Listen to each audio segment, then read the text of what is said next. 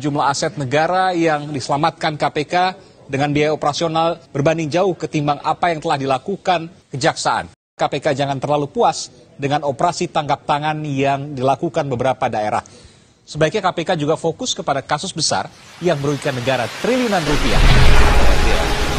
Selama 5 tahun terakhir, ya dari 2016 ke bawah itu, KPK itu cuma menyelamatkan 700 sekian miliar. Dana yang dikeluarkan untuk menjadi KPK 3, sekian triliun tekor negara gitu ya. Dibanding dengan kejaksaan jauh. Kejaksaan nyelamatin uang negara triliunan. Supaya KPK tidak berpuas diri hanya dengan OTT saja gitu ya. Yang kecil bahkan. Kemana nasib uang rakyat Jakarta 560 miliar yang dibayarkan oleh Pemda DKI Jakarta untuk komitmen fee Formula E? Nah, ini bagi saya agak aneh ini. Uang sebanyak itu gitu, ini seharusnya ditelisik secara detail kemana dan apakah itu ada berpotensi atau kembali atau tidak. Oke, sahabat Indonesia, saya ingatkan kembali, Formula E tahun 2020 yang sedianya dilaksanakan bulan Juli waktu itu gagal dilaksanakan karena pandemi. Akhirnya pembayaran tahap awal komitmen fee tahun 2020 sebesar 360 miliar tidak tahu nasibnya seperti apa. Nah, lucunya lagi tahun 2020 awal Februari kalau tidak salah atau Maret gitu ya, tiba-tiba Pemda DKI membayar lagi komitmen fee tahun 2021 tahun ini sebesar 200 miliar. Jadi totalnya 560 miliar. Ini bagi saya aneh. Tahun 2020 sudah pasti gagal karena ada pandemi. Kemudian yang tahun 2021 belum ada hasilnya. Pertanyaannya kenapa harus dibayar juga? Ini pertanyaan yang harus dijawab dan ternyata protes dari anggota DPRD dari berbagai fraksi pun juga mentah kemana-mana.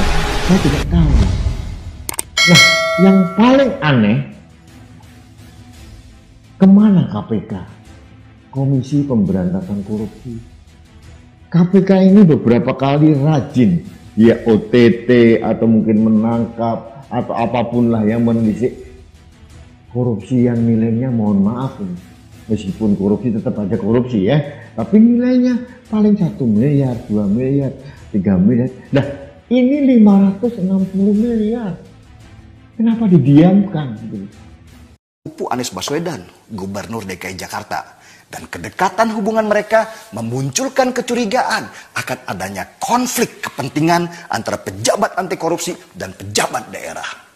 Apalagi dengan masuknya teman dekat Novel, yaitu Bambang Wijayanto, mantan wakil ketua KPK sebagai salah satu tim Anies di Pemprov DKI.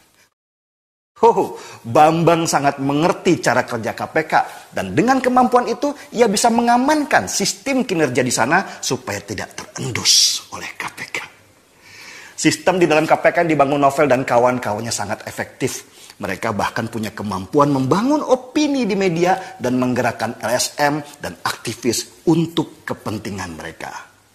Itulah kenapa saat revisi Undang-Undang KPK akan dijalankan, kelompok mereka menentang keras, bahkan menyebut para koruptor berhutang budi pada Jokowi. Tetapi kawan, dominasi Novel Baswedan sepertinya akan berakhir di sana.